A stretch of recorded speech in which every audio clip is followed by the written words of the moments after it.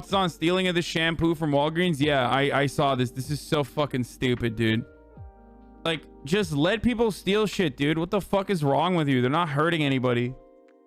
Like, that's unironically my take. Like, what is this? This is like actually dry snitching, dude. Like, what the fuck is wrong with you, dude? Like, are they stealing from you? No, they're stealing from Walgreens. Like, what are you, Mr. Wall or Mr. Green? Like, why are you fucking doing that? Because stealing is wrong, Hassan. Even if it's from Walgreens. Just because it belongs to a corporation doesn't change the morality of it. It's the act that is wrong, not who it's against. Yet, this is where the Democrats and the left have gone to now. We're now at the point where they're literally saying, just let people steal stuff. What's the big deal? They're not hurting anyone. It's just property. Who cares if they steal stuff and burn buildings down? People's lives are more important, didn't you know? And why are they saying this? Because the worldview of the left has become so antithetical to everything the Western world was traditionally stood for, that they now subscribe to the notion that stealing is no longer an immoral act. One of the very 10 Commandments, an act so looked down on that it has always been punished throughout history, with some cultures even chopping off your hand if you're caught stealing, is something the left just no longer cares about. Steal away, they say, with people even writing books titled In Defense of Looting, where in the book the author writes, but in terms of potential crimes that people can commit against the state, it's basically nonviolent. You're mass shoplifting. Most stores are insured. It's just hurting insurance companies on some level. It's just money. It's just property. It's not actually hurting any people. This is now the defense of people just walking into stores and stealing basically anything not nailed down. Mark, TJ Maxx, the latest chain here to be targeted by those brazen thieves, the suspects walking in and simply loading up bags of goods and walking out. That looks great. Hold on. Dropping hangers as they make off with their illegal haul. This viral video of another brazen heist is the latest in a growing rash of retail robberies. It's pretty scary. It's scary because they're just so brazen now, and they're just, it's things that I've never seen in my life before, and it's really, times are changing.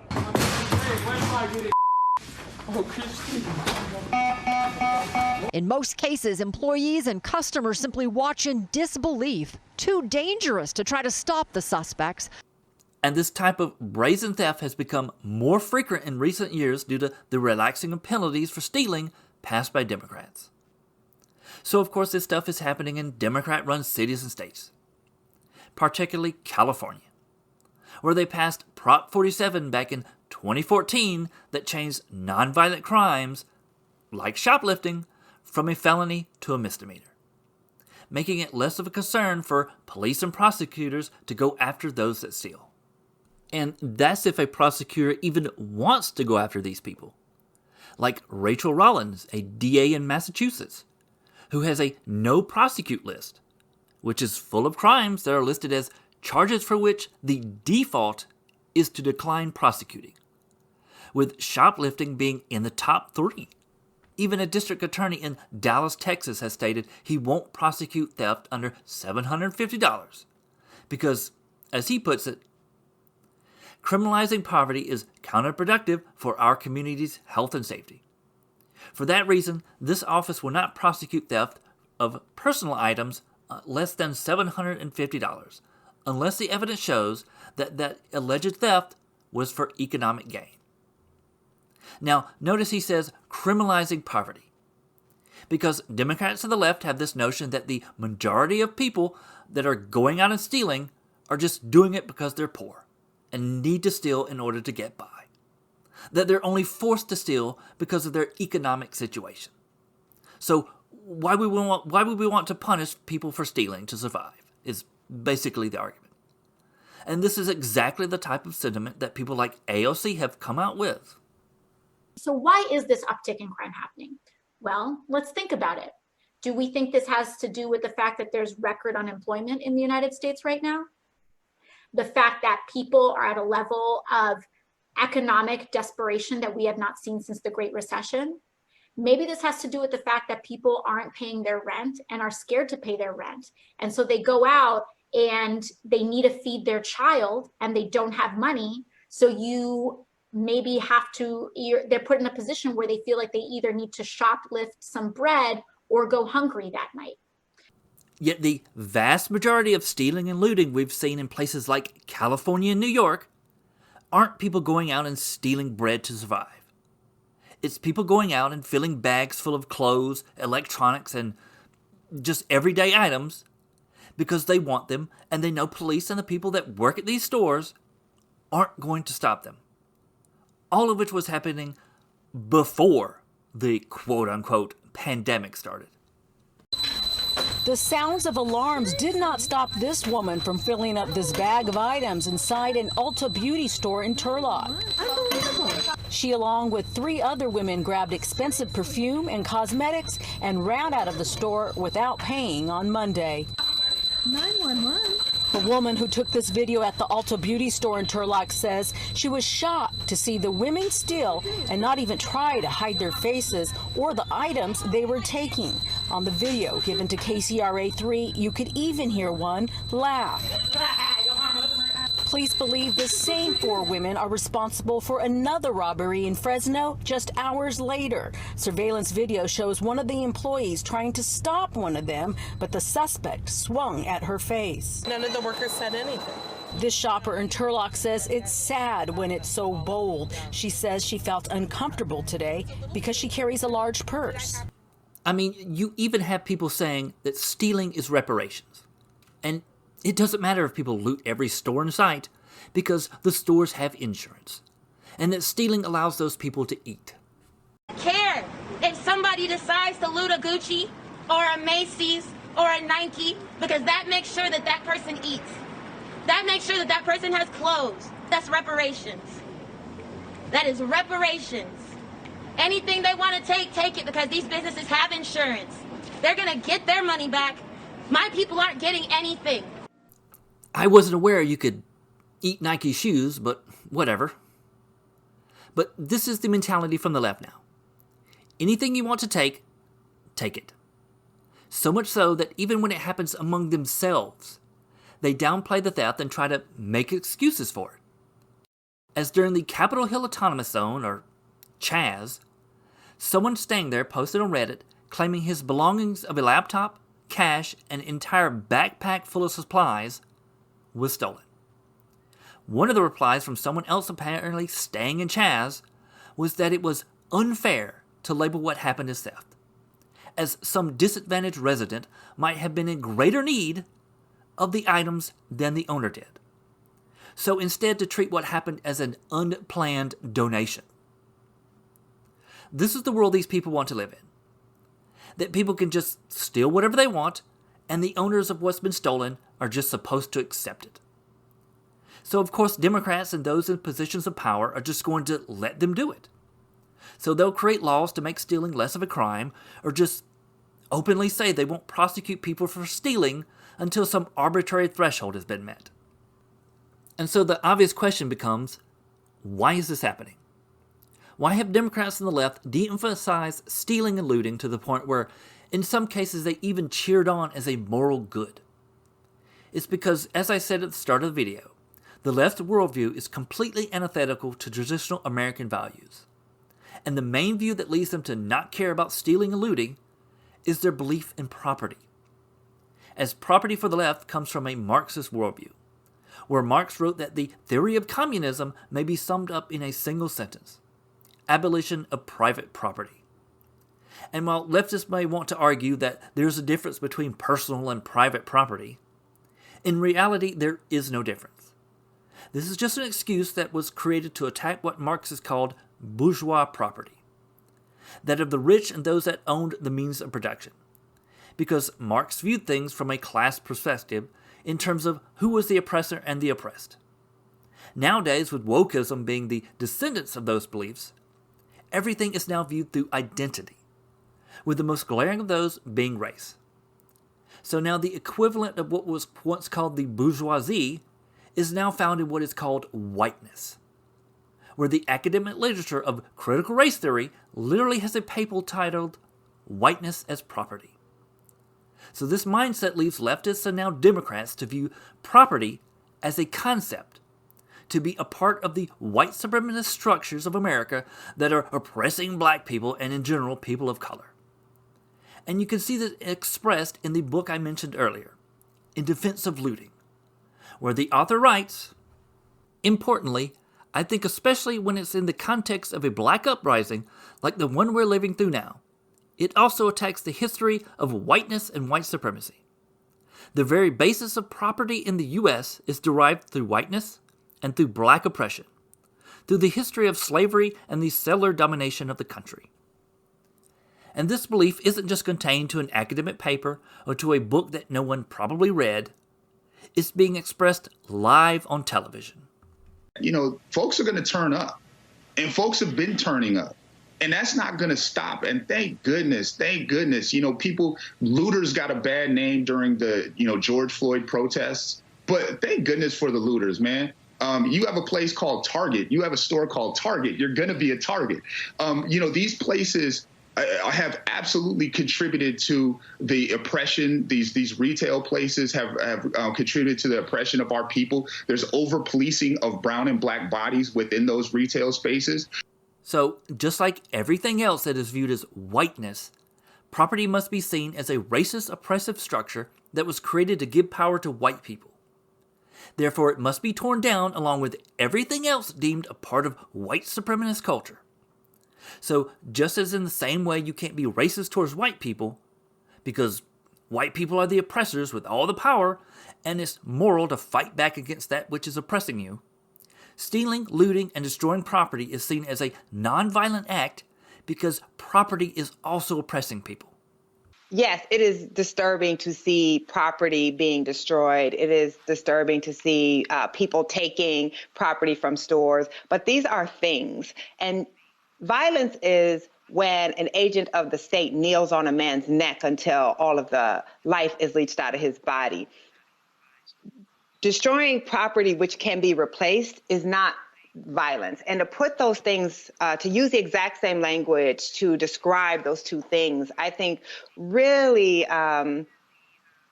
it's not moral to do that. So yes, I think any reasonable person would say we shouldn't be destroying other people's property, but these are not reasonable times. So it's fine to steal, loot, and destroy property because these are just things that can be replaced. The death of a man, and obviously she's describing what happened to George Floyd here, and whatever you may believe about that incident, the fact is that he did die. And she's saying to compare the death of a man and the destruction of property, to equate those two things as the same, is immoral. And again, this is the left's worldview. It's completely opposite from the Western American worldview that this country was founded on. A founding that was heavily influenced by Christianity. And as I mentioned earlier in the video, thou shalt not steal is right there on the Ten Commandments, listed right along with thou shalt not murder. So Christianity, and therefore God, equates the two with the same level of immorality. So if they are on the same level, the question could be asked as to why. And if I'm going to defend this beyond just saying God said so, which is an argument I myself would be fine with as I'm a Christian, it's not much of an argument for those who aren't. So let me give one that I believe puts stealing and murder on the same level.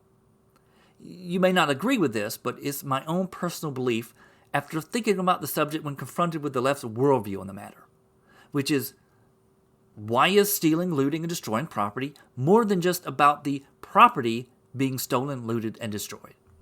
Well, to start, I want to talk about murder and exactly what it does, not just what it is. As in the act of murder, yes, a person's life is being taken away. But what does that actually mean, to take a life? Well, when you break it down, when someone is murdered or just killed by happenstance, what is being lost is that person's future, all the experiences that person could or would have had if their life had not been taken away. That potential for all kinds of possibilities is now gone, and we can never get it back. That's the terms in which I see it. That's why in some cases of murder, it could be judged harsher depending on the age of the victim. Because the murder of a child or even just a young adult may be looked at as worse than someone who was murdered in, say, their 80s or 90s. Because as horrible as that may be, at the very least that person had a full life before it was taken from them. The young person still had their whole life ahead of them. But now they've been murdered and robbed of that future. So then, how does that equate to stealing, looting, and destroying property? Well, the way I see it is that these things are basically the flip side of the same coin.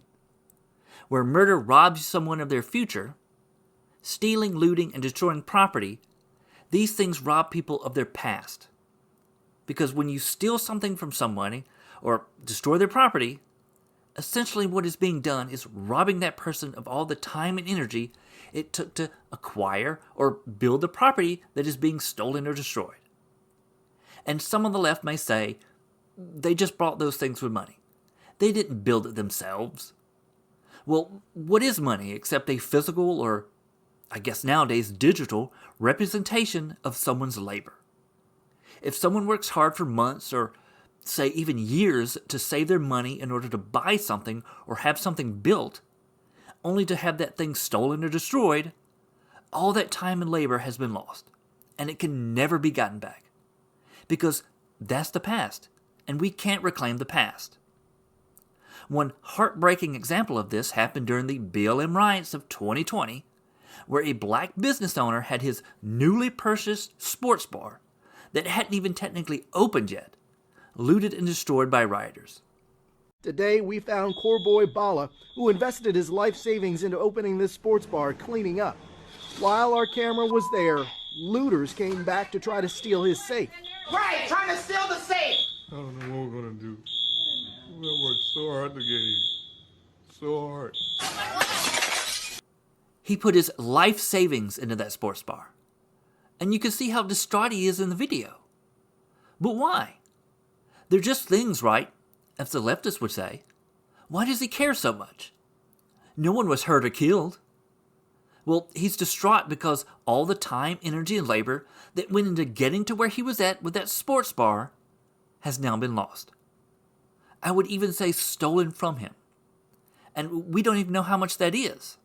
It could have taken him years of his life to get to that point. Can he rebuild? Possibly. I don't know his situation. But the leftists would probably say, well, at least he's alive to try. And you could certainly say that, but that's not the issue. We're finite human beings. We only have so much time on this earth, even if we're in good health and avoid being murdered.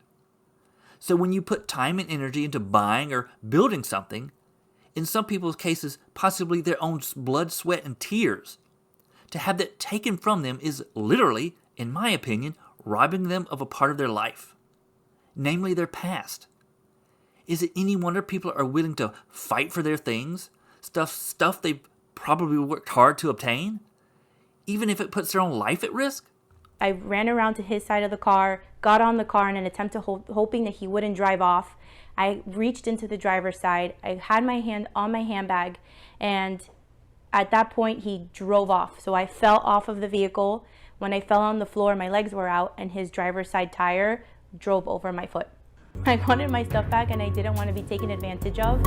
Well, the left would say she should have just let that man steal from her and ride away. They're just things. He's not hurting anybody. He probably needed it more than she did anyways. Why put your life at risk? Because your life is being put at risk when you're being stolen from.